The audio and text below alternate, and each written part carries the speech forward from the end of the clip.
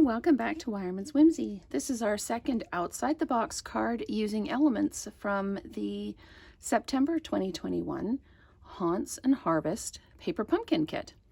I have used the leaves and the veins from the set, and I've basically just added a little bit of bling with the in color jewels and created some interest by using scored lines on the card. This is similar to the previous card that I did where I used scored lines to emphasize the embossing.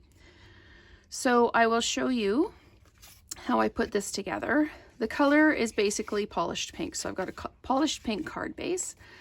And what I did is I used my paper trimmer to score the lines. When you're doing this, you need to remember that you're creating a mirror image because you're scoring on the back.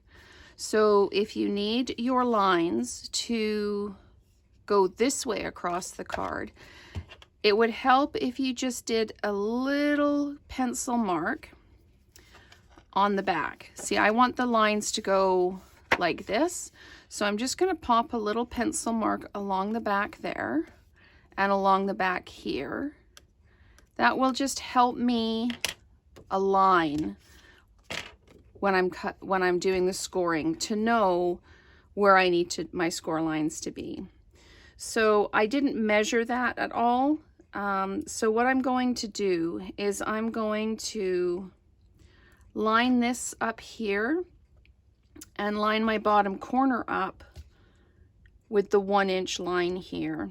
And then these scored lines are about 3/4 of an inch apart. I want them an inch apart so the leaves fit in perfectly. So I'm just going to bump this over so that my corner is right in the trough of my paper trimmer, and I'm going to run that across like that. So now I've got a score line that goes in the correct direction on the card. Now I need to do another one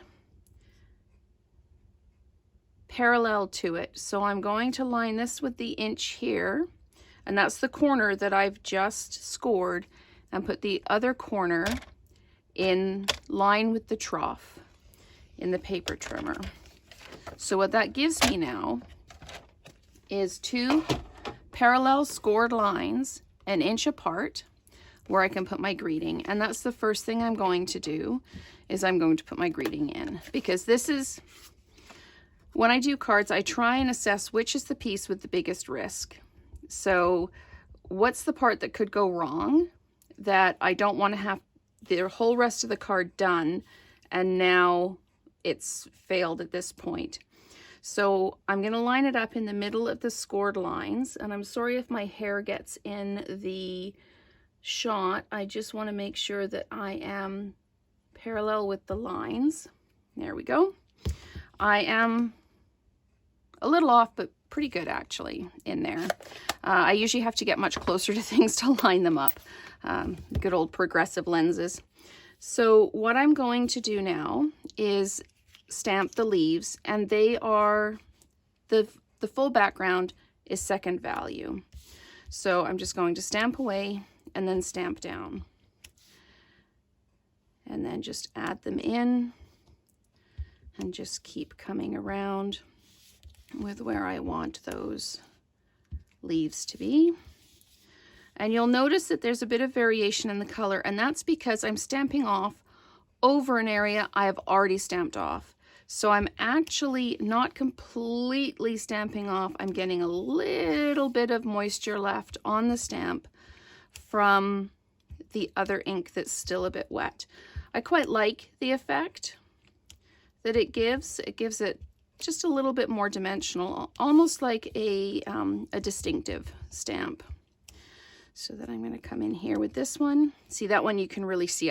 There's a really saturated piece here, and I actually quite like the effect. I'm just going to pop that one in like that. Okay, so now what I need to do is I need to come in and I need to put the veins in.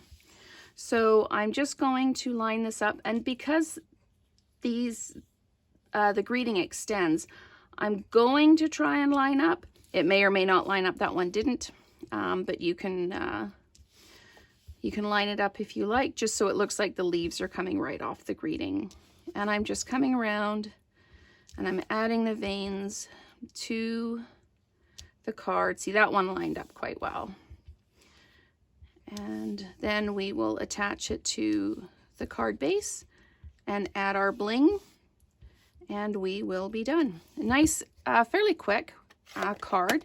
The only really complicated bit is trying to get the scoring going in the right direction, and then getting that much gratitude lined up in the middle. And if you have concerns about lining things up, you can always use your Stamparatus. There used to be a thing called a Stamp-A-Majig as well, which I actually still have. But in this case, I think the Stamparatus might be a little bit better because this has got the scored lines already on it. So we'll just fix that down. Then we'll take your pick tool and the gems, and we'll just pop the gems down, and the card will be finished.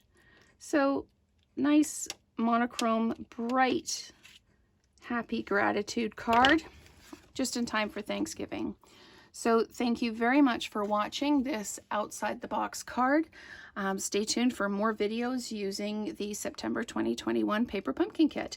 Thanks so much, and we'll see you next time.